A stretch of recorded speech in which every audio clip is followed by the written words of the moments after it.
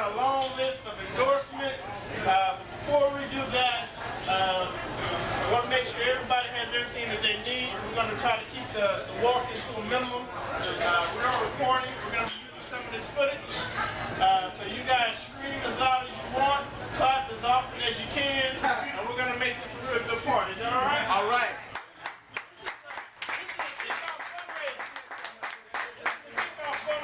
So, without further ado, go to my notes here.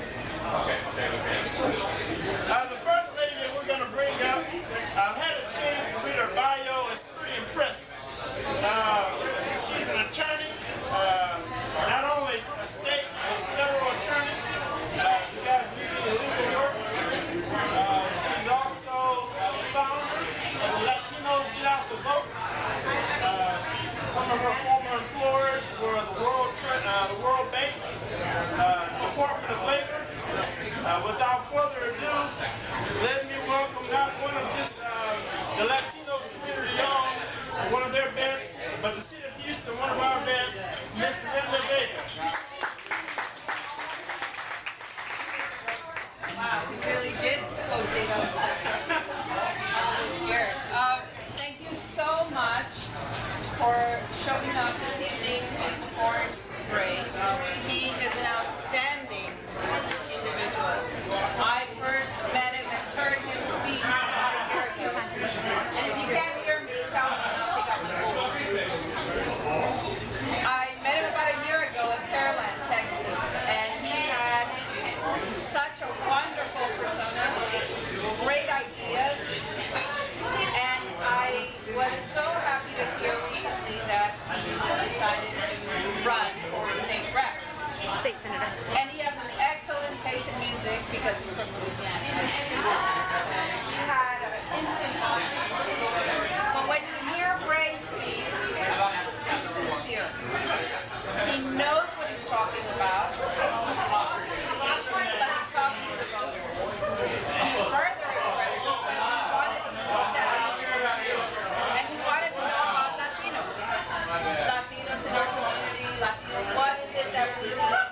What was the Latino issue that's different? These days it's difficult to get a candidate, Democrat or Republican, who really wants to listen to that voter bloc. And whether or not you want to recognize it, Latino power has a lot to do with the upcoming elections. Our issues are different, just like the female voter has a different issue than the male voter. They are a bloc we have to recognize.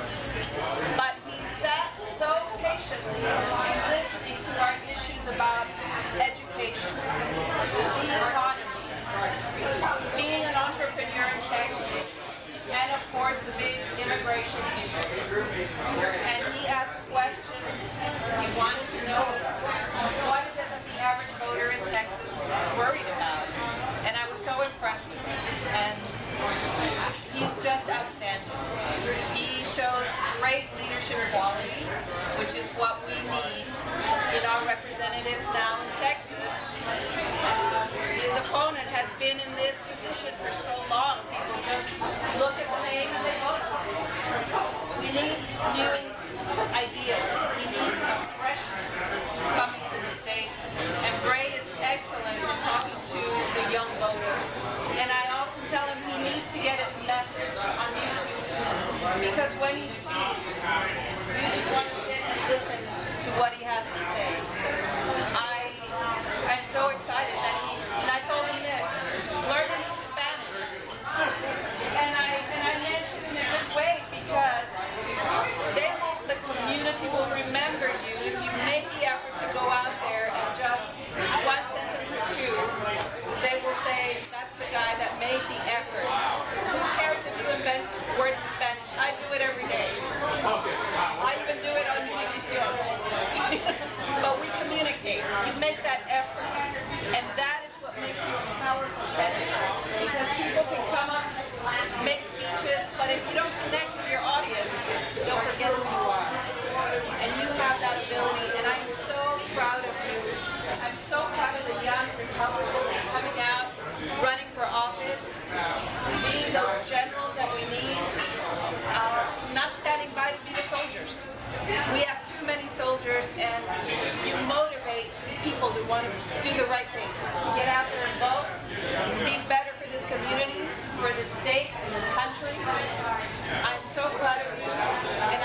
with my organization, Latinos Ready to Vote. Woohoo!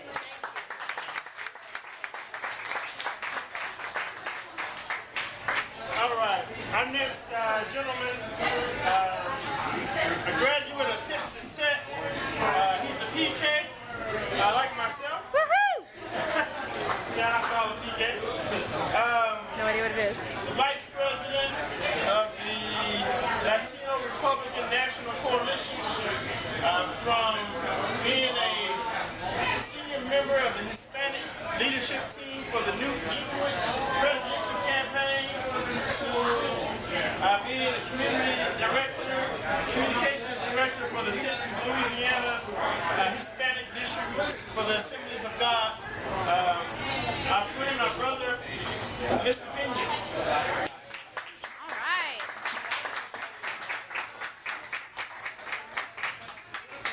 The worst thing to do is to give a spot to speak to a minister.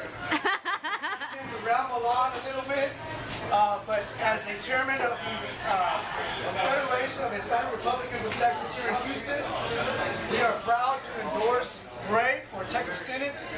We believe, and the first time I met him a couple of weeks ago, I spoke with him for a little while and I explained the importance of the Hispanic voting bloc. And I told him there are 3 ways to win a Hispanic vote. You talk to their pastor, you talk to their priest, and you talk to Univision. After all that, they're going to follow you everywhere you want to go. When Bray listened with very much attention, he wanted to know, he wanted to win that vote. He has the best heart. When I look at Bray, I see the future, not only of the District 6, but I see the future of Texas. And I believe that with Bray's leadership in the Senate, we have that bright future. And my brother quoted a couple weeks ago, we had a town hall out there, and he said, when we put on sunglasses, we have this because our future is so bright. When I look at Bray, I have to put on sunglasses because the future is so bright. And I believe, and with the Texas Federation of Hispanic Republicans, we officially endorse Bray, and we know that the future for Texas District 6 is so bright that in the years to come, we're going to see many more Republicans sitting in that seat long after Bray goes on. Thank you very much. Thank you. I like this list, guys. He's a good friend of mine, the president of the Houston Young Democrats. 2010, Young Democrat. I'm sorry, Republicans. Let's try that again. All right. President of the Houston Young Republicans, the 2010 Houston Young Republicans Man of the Year was Mr. Joe Dotson. All right, Joe.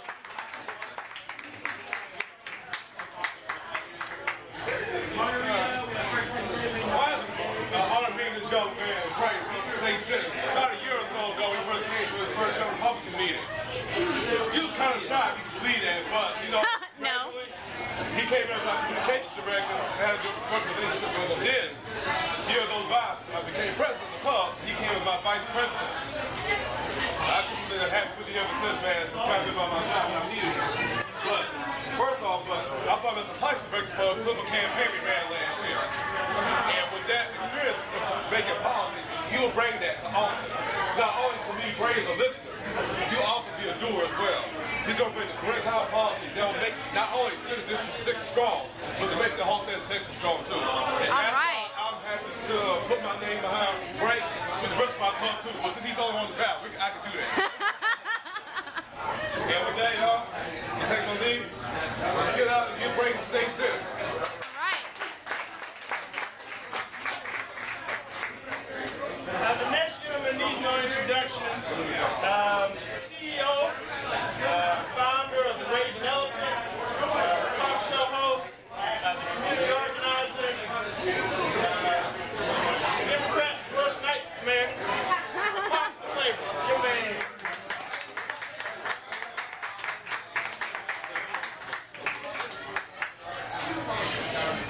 The question becomes, can or can we not win this election? We have someone that has been so entrenched for so many years in SB6. Can or can we win this election. When we leave this restaurant today, what we have to be firmly committed to, firmly understand is that yes, we can win this election.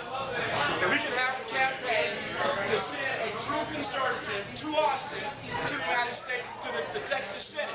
Look, as it stands right now, you can throw a rock in the Texas Senate and you will hit a liberal, whether it has a D behind their name or an R behind their name. And the key to RW Bray winning this election is to be precisely what he is. A true, committed, no compromise, no surrender conservative. What everybody in this room understands is that the residents of SB6 are conservatives. The community of color are conservative. Blacks are conservative. Hispanics, Latinos are conservative. Both socially, fiscally, and when it comes to our defense of our nation. They're conservatives.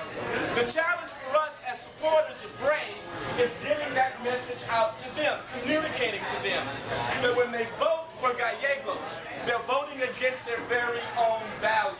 That if they want to vote for what they believe in, they got to vote for Bray. That's the challenge. The man and his values align with the people and their values. If we accomplish that task, I have absolutely no doubt, no reservation, no hesitation in saying that the next Texas senator from SB6 will be RW Bray. That's what our challenge is. One of the reasons why I know that he's a committed conservative is because he signed our document. He has affixed his name to something called a covenant with Texas. What RW Bray says, he wants to repeal the property tax because there is no private property in this state until property taxes are repealed. What RW Bray says is that he wants to repeal the business margins tax. Regardless of what the courts say, that it's not an income tax. Indeed, it is a backdoor income tax. It is a hindrance on our ability to foster good business in the state of Texas. He indeed wants to get a handle on our immigration issue. Illegal immigration is costing our state almost $10 billion. It is hurting our Texas citizens. And we stand with him because he says he wants Texas jobs for Texas citizens first. It doesn't matter if you're white, black, brown, or yellow. Are you a Texan? You should have right of first acceptance or refusal of a job. Period. He says, RW Bray does, that we can effectively end the abortion industry here in the state of Texas. Hear, hear. There are those who say alive that somehow they made abortion almost impossible here in the state of Texas. We call BS on that. Why? The largest abortion clinic in the Western civilized world, if not the entire world, is right down the street here in Houston, Texas. That's a blight on us as pro-life Republicans. That's a blight against our platform that says that we will stand for the lives of the unborn. RW Bray has the kind of courage to write legislation. That's all it takes to effectively end the abortion industry in Texas, and we should be leading on that. If Kansas can do it, Texas can do it. If South Carolina can do it, Texas can do it. All we need are people with conviction and courage to write the bills, get them through committee, and get the votes. RW Bray says we need to honestly balance our state budget. No more smoking mirrors, no more accounting tricks, no more raiding our rainy day fund. The idea that Texas has a balanced budget is mere fiction. It's a fairy tale. Over the last 10 years, the spending of our state government has increased 300%. Our debt has tripled. The burden on our taxpayers has doubled. And we talk about Washington so much. We got to make sure Austin is straight. We got to make sure we send people up to Austin like RW Bray. His help, his courage, his conviction. And we need to stand up for our 10th Amendment rights. Get Washington out of our business. Texas's business is Texas's business. It's not Washington's business. Now I'm going to tell you something. If we're able to get those principles, those tenets, that conviction to the citizens of SB6, and if we work hard, if we build a ground game, if we knock on doors, if we raise the money, if we go out there and communicate that to them, we will win.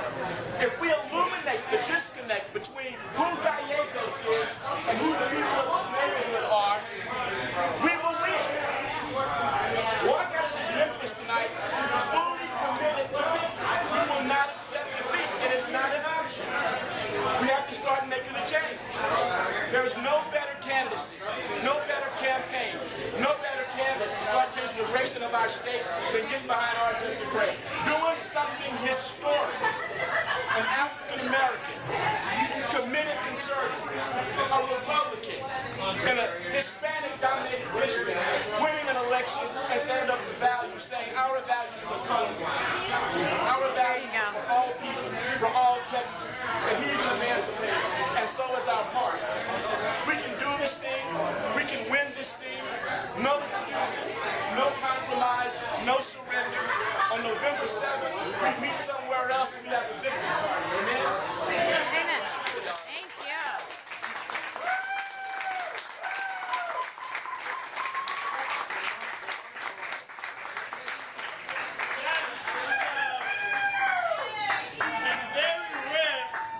It's very rare that you actually get a good candidate in a position to actually win. A lot of times you get anybody that's running for office, they're not qualified, they don't care about the people, they don't know the issues, and they don't know how to get the job done. It's very rare if you're in a position where you got the best man for the job that has the ability to win. This next guy that I'm going to introduce is our candidate. He's our next state senator. I like him not just because he's a good man and he's a smart and educated man that's got several degrees. I like him because he's died or he was willing to die for our country. Put his life on the line. So somebody who's willing to die for our country, I know he would be willing to die for our district and our community and put the people first. So my friend, your friend, my brother, your brother, our next state senator, Mr. RW Bray.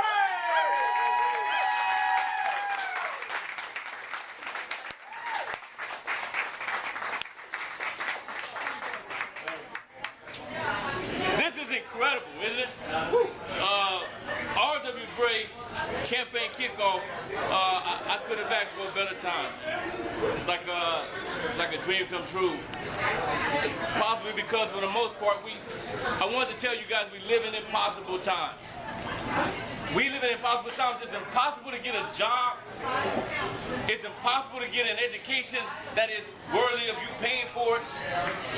It's impossible for you to even hold on and save money because you're being taxed to death. Matter of fact, it seems like every time you turn around, somebody has their hand in your pocket, including me tonight. But you know, here's what I'm totally convinced of. I'm totally convinced that if there's ever going to be a monumental time in history, it's going to be now. There has never been, or there hasn't been in a century and a half, there's not been one African-American male to sit in a Republican seat in Austin. For a century and a half, we haven't had anyone who will have a conservative conviction and speak on it as an African-American man. It takes a lot of boldness to even say Republican. You almost feel like when you go into some communities, to say it, for them to say it, they almost crop the carpet up. It's like, they can't even say it because it sickens them. But for me, it flows extremely easy because I am, and I promise you that this is an historical time and you are a part of it. There will never be a more historical or monumental time than now because I promise you that along with my hat and my coat, I will not hang up my morals and my values. It will be monumental because you would have brought me there. Now, what do you say at an historical point? What kind of delivery do you give to an audience that people would write about? Well, the team and I thought about, well, we talk about the bio, right? Because all campaigns talk about bios. Or we can talk about the issues, because people want to hear about the issues, right? But all campaigns talk about the issues. And then William Paul Bryan was like, man, why don't you tell them your story? And I thought to myself, when I tell them my story, it'll take all night and nobody will give money. Here's the deal though. You have an opportunity to be a part of something powerful. So what I wanted to do is give you answers. I thought that would be unique because my tomorrow is not promised, but if you hear an answer tonight, then you might be able to take on some of the ideas that I have. And so I'll give you an answer.